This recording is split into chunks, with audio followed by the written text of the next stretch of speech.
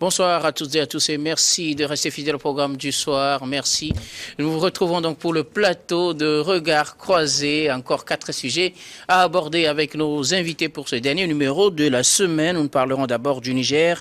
Coup d'État, les opérations humanitaires de l'ONU sont suspendues. Russie, sommet Russie-Afrique, Poutine prêt à fournir gratuitement des céréales à 6 pays africains. Rwanda, RDC, une incursion de l'armée rwandaise au nord Kivu repoussée, ce sera une interrogation. Puis nous terminerons bien évidemment par le sujet concernant le Togo, non-reprise du recensement électoral au Togo, l'affaire portée devant la haute cour de justice de la CEDEAO. Et pour en parler ce soir, 3 invités sur ce plateau. Avec moi, Dieudonné Sewonou, vous êtes journaliste et directeur général de Helios Service. Bonsoir et bienvenue. Bonsoir Guillaume, bonsoir à tous, bonsoir à Sylvestre, bonsoir à Eric Johnson. Je suis très heureux encore de me retrouver avec vous et aussi avec nos chers téléspectateurs qui nous suivent. Je ne dirais pas chaque vendredi, mais souvent. Merci. À côté de vous, Eric Johnson, il est également journaliste et directeur de publication du journal L'Union. Bonsoir Eric et bienvenue. Bonsoir Guillaume, bonsoir Sylvestre, bonsoir Dieudonné, bonsoir chers amis et téléspectatrices et téléspectateurs de New World TV. Toujours avec le même plaisir, on se retrouve pour partager avec vous l'actualité du moment, un peu partout sur le continent et évidemment chez nous au Togo. Et notre 3e invité, vous le savez déjà, c'est bien Sylvestre Béni. Vous êtes également journaliste et directeur de publication du journal La Manchette. Bonsoir Sylvestre. Oui, bonsoir Guillaume et bonsoir aux co-débatteurs, surtout aux jeunes doyens, Eric Johnson et à mon frère. Je ne sais pas si c'est mon jeune frère, mais du moins c'est Dieu donné, il est là. Donc heureux d'être ensemble et puis bon, que la fête commence. Et nous allons donc commencer notre fête de ce débat avec le premier sujet, direction le Niger. À raison du coup d'État, les opérations humanitaires de l'ONU au Niger sont suspendues alors que le pays fait face à une situation humanitaire complexe. C'est ce qu'a annoncé jeudi le porte-parole de l'ONU, Stéphane Jarric. Le Bureau des affaires humanitaires de l'ONU, OCHA, nous indique que les opérations humanitaires sont pour l'instant suspendues en raison de la situation, a-t-il indiqué à la presse. Selon l'OCHA, le nombre de personnes ayant besoin d'une assistance humanitaire au Niger est passé de 1,9 million en 2017 à 4,3 millions en 2023. Alors, en raison du coup d'État, l'ONU suspend ses aides humanitaires au Niger. Je commence par vous, Dieudonné. Guillaume, merci. Et d'abord, je vais partir par une petite pédagogie. On appelle aide humanitaire de l'ONU, toute assistance fournie aux personnes touchées par des conflits, des catastrophes naturelles et dans des épidémies ou d'autres situations d'urgence. Elle peut donc comprendre la fourniture de nourriture, d'eau, de médicaments, de soins, de santé, d'abris, de vêtements et d'autres articles essentiels, je précise bien, articles essentiels pour aider des personnes à survivre plutôt dans des conditions difficiles. Alors, si je m'en tiens à cette définition d'aide humanitaire de l'ONU, qui est donc suspendue au nom d'une crise, entre guillemets, politique, quoi qu'on dise, au nom d'un putsch ou alors au nom d'un coup d'État, je ne condamne pas l'acte en soi parce que c'est légal. Quel acte? L'acte de l'ONU? De suspendre. Ok, voilà, d'accord. c'est tout à fait légal, c'est conformément aux dispositions de l'ONU de suspendre. Maintenant, moi j'interroge la disposition morale ou alors de cet agissement. Si tant est que c'est un acte humanitaire pour donc venir en aide aux personnes en situation difficile, comme on le dit, et qu'au nom d'une situation de crise dans le pays et qu'on décide tout de suite suspendre ce qu'on peut appeler aide humanitaire, moi je me pose la question sur les réelles intentions des aides qu'on reçoit des institutions internationales étant des pays africains, étant, des pays en voie de développement. Est-ce que nos aides qualifiées ou alors taxées d'humanitaires sont véritablement de nature à répondre à l'éthique ou alors à répondre à l'esprit d'humanisme, comme on le dit? Ou s'il y a une situation qui frise un peu à déstabiliser la logique de la gouvernance internationale, il faut tout de suite mettre un frein et dire, voilà, à cause de ce que vous n'avez pas respecté les principes suivant les organisations ou alors des dispositions internationales, on met un frein à ce que nous appelons aide humanitaire. Alors qui en partie, alors qui subit la conséquence finalement? Ce ne sont pas les militaires qui ont pris le pouvoir dernièrement comme nous sommes en train de le voir, mais les militaires ne sont pas en situation difficile à ce que je sache. C'est des populations à la base qui, frappées peut-être par le terrorisme, déplacées par le terrorisme, quoi qu'on dise, le Niger est en proie depuis quelque temps à des agissements des groupes armés et donc des déplacés et donc des cas de catastrophes naturelles, et il faut donc venir en aide des populations civiles. Alors si dans ces conditions, oui, si dans ces conditions on décide d'apporter une aide à de telles personnes qui n'ont rien fait pour orchestrer un coup d'État et qui sont obligés maintenant de subir les conséquences d'un coup d'État, je suis désolé, moi je me pose tout simplement la question, et d'où j'interpelle tout, comment dirais-je, le continent entier à se poser toujours des questions sur les aides que nous recevons des Occidentaux, que nous recevons des grandes institutions internationales. Alors pour moi, je ne suis pas contre, parce que je l'ai dit au départ, ça répond à un agissement légal. Maintenant, l'agissement éthique et raisonnable, humanitaire de la chose, ma question se pose tout simplement. Donc, oui, c'est un constat, nous l'avons constaté, mais nous condamnons toutefois, comme tout bon Africain ou démocrate, nous sommes obligés de l'être, nous condamnons le coup de force. Personne, je crois, à ce plateau n'apprécie le coup de force, qu'est-ce que ce soit normal ou non, le coup de force est à condamner, nous le condamnons. Mais sur le plan humanitaire, je crois que c'est un autre débat qui doit se jouer là-bas. Et on ne peut pas mêler l'acte humanitaire à l'acte politique. Malheureusement, c'est ce qui se fait très souvent. Et moi, je m'interroge, je me recherche des fois dans le fonctionnement des choses. Donc, c'est une indignation de ma part. Indignation parce que d'autres personnes ont fait un coup d'État et des civils doivent en payer le prix avec cette suspension de l'aide humanitaire. Qu'en dites-vous, Sylvestre? L'ONU suspend ses aides humanitaires au Niger, on vient de le voir. En cette année 2023, ils sont quelques 4,3 millions de personnes à avoir besoin de cette aide. Non, écoutez, ça n'a pas autre mot que de parler de chantage.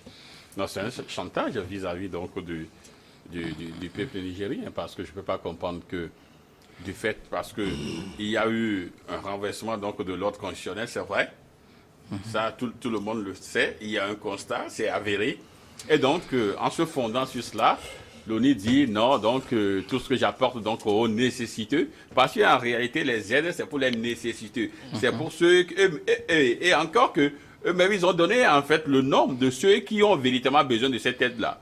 Maintenant, voilà, vous le suspendez, mais vous savez qu'il y a plus de 4,3, le nombre qu'ils ont de millions de personnes qui ont besoin de cela, et vous suspendez parce qu'on dit qu'il y a coup d'État. Je peux peut-être dans une certaine mesure comprendre, parce que les nouvelles autorités donc, nigériennes ont annoncé la fermeture donc, des frontières. Donc, ils peuvent se dire que, oui, parce qu'il y aura de l'acheminement et maintenant que les frontières sont fermées, c'est juste que c'est fait. Non, c'est pas la raison évoquée. Mais ils peuvent, s'ils sont encore un peu plus malins, plus futés, ils auraient peut-être dit oui, parce que les frontières sont fermées, donc ça nous indispose dans le cheminement normal donc des vivres et tout ça. Donc il faudrait, nous allons prendre le temps de discuter avec les nouvelles autorités afin qu'on puisse nous garantir la sécurité et de continuer donc notre boulot.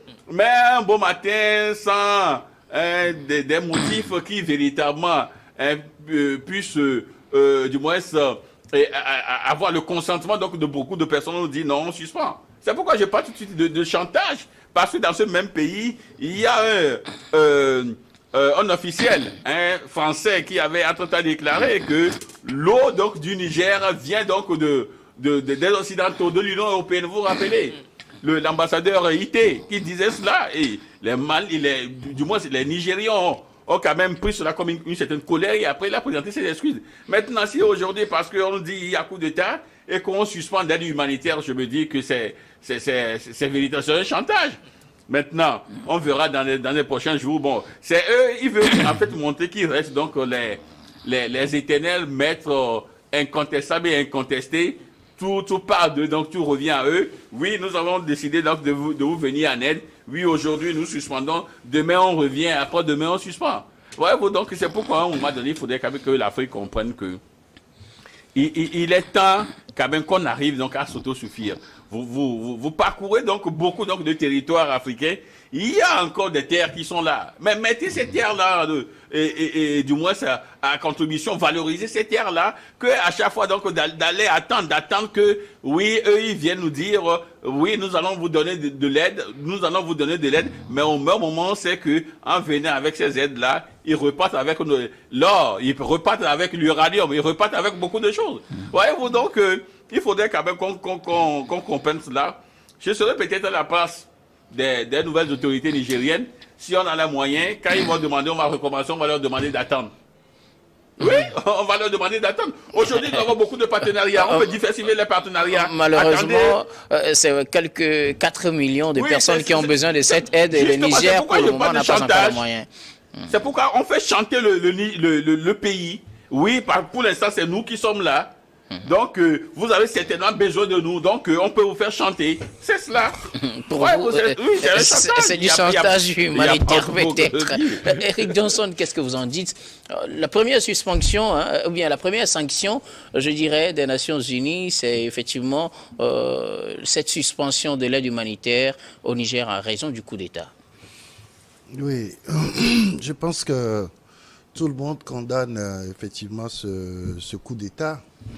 Et donc, quand on condamne une action qui véritablement ne va pas dans le bon sens, parce que le Niger a choisi la démocratie comme forme de gouvernance et de gestion des affaires de la cité.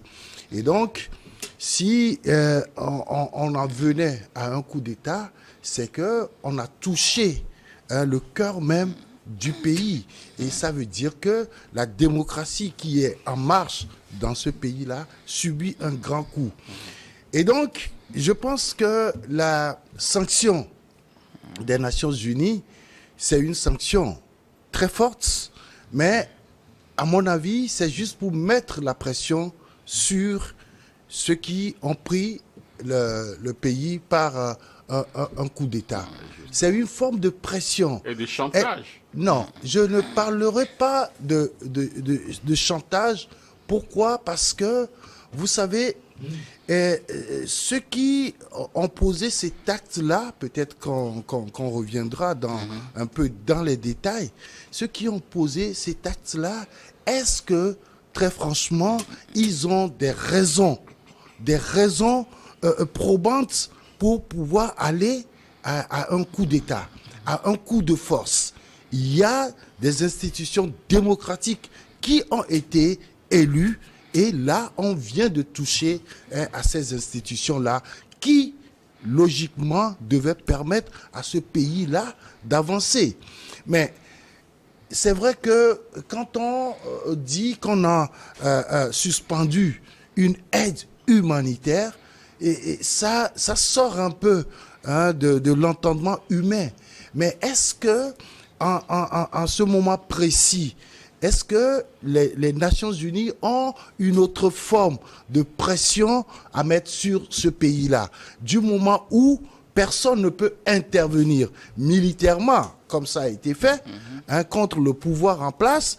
Personne ne peut y aller militairement. Donc, qu'est-ce qu'il faut faire pour qu'il y ait un retour à l'ordre établi? Je pense que les Nations Unies sont allées très fort, mais pour moi, c'est juste une pression pour permettre quand même à ce pays de retrouver l'ordre établi. Est-ce que cette pression va permettre aux militaires de rendre le pouvoir à Bazoum ou à quelqu'un d'autre et puis revenir à l'ordre constitutionnel? Est-ce que c'est possible? Oui, tout est possible. Tout est possible du moment où aujourd'hui, ce coup de force-là a été condamné de partout dans le monde. Ça veut dire que tout le monde souhaiterait quand même que s'il y a une situation, s'il y a une crise dans ce pays-là, que l'on s'asseye pour discuter. Parce que, vous savez, c'est donner encore la force à ceux qui utilisent toujours les armes contre leur peuple. De continuer dans ce sens-là, alors qu'aujourd'hui, l'Afrique, tous les pays africains ont besoin de paix pour pouvoir avancer. Il n'y a pas de développement possible s'il n'y a pas la paix et la stabilité. Et la stabilité. Alors, et donc, on déstabilise un pays. Est-ce que quelque chose est encore possible aujourd'hui dans ce pays? Pour moi, c'est une forme de pression pour que les putschistes, je les appelle tout de suite comme ça, pour que les putschistes puissent comprendre que leur acte est condamné. Alors, quel regard portez-vous, comme nous sommes à la fin, on va faire un dernier tour, quel regard portez-vous sur ce coup d'État intervenu au Niger? Quelques secondes, Sylvestre. Justement, avant donc de revenir à ta question, juste, je vais rebondir juste sur la dernière donc Eric qui disait que en fait c'est une forme de pression. Écoutez, on ne peut pas être cynique à ce point parce que certains ont commis donc des, disons, comme vous l'appelez, un coup de force et donc privé des nécessités donc de nourriture. C'est cynique en fait. Là, le terme, Dieu donnait assez bien dit, il nous a donné lecture de ce qu'on appelle aide humanitaire. Alors, parce que des gens sont dans le besoin, des gens ont besoin donc de manger, ils ont besoin donc d'un certain nombre donc de produits de première nécessité. Et vous êtes donc décidé à les offrir cela. Et un bon matin, parce que quelqu'un a posé un acte qui ne vous plaît pas, donc vous avez décidé donc de sanctionner la nécessité. C'est cynique. C'est pourquoi je parlais tout à l'heure même de chantage. C'est pas une pression. Maintenant, je reviendrai à vous, Eric. Je reviendrai à vous, comme ça vous aurez la parole tout à l'heure. Je reviendrai à vous. Oui, en quelques secondes. Le coup de force. Oui, nous tous nous avons été surpris. Parce que Bazoum, c'est un président démocratiquement élu. Et donc, le Niger même aborde. Du moins, c'est sa deuxième présidence sans heurts parce qu'il y a Issoufou Mamadou qui est parti. Il a fait les 2 mandats, il n'y a pas eu de coup d'État. Avant Tanja Mamadou, c'est le coup d'État. Donc, je donnais même le Niger l'exemple d'un modèle démocratique sur le continent. Malheureusement, il y a ce coup de force-là qui est arrivé. C'est vrai qu'on ne peut pas justifier cela, mais on peut trouver un certain nombre d'éléments qui peuvent véritablement nous donner une lecture des choses. Quand un chef d'État, président d'une république, se permet de dire que les terroristes sont plus armés que donc, ses forces, vous voyez, en fait, c'est un discours défaitiste. C'est un discours de fatalité. Alors, un président qui conçoit cela, figurez-vous, hésitera donc à donner des moyens nécessaires à son armée pour aller combattre ces personnes-là. Parce que déjà... Plutôt ça le motive à donner des moyens pour renverser la tendance. Non, quand ils disent cela, c'est-à-dire, ils croient que c'est en fait une fatalité. Et lorsque vous avez écouté le discours donc, de ce général-là, qui est porté donc à la tête donc, des nouvelles autorités, qu'est-ce qu'il a dit? Il a relevé, voilà, si vous voulez, je vais même dire, relever donc le volet sécuritaire. En cela, ils sont dans leur droit. Parce que si le président se permet de dire qu'eux, ils sont mieux équipés, plus armés, plus entraînés que ses forces, mais ça ne motive pas. Voyez-vous, quelque part, ça peut justifier, ça peut donner lecture à penser à ce coup d'État. Mais je le dis, ce coup d'État-là, nous tous, nous avons été surpris. Maintenant que c'est fait, on leur accorde donc le bénéfice du doute pour voir s'ils vont relever le défi, ce qu'ils reprocheront au président, s'ils arriveront donc à le faire et à pacifier le pays. Ok, merci beaucoup. Nous allons marquer la pause puis on vous retrouve pour la suite de ces débats.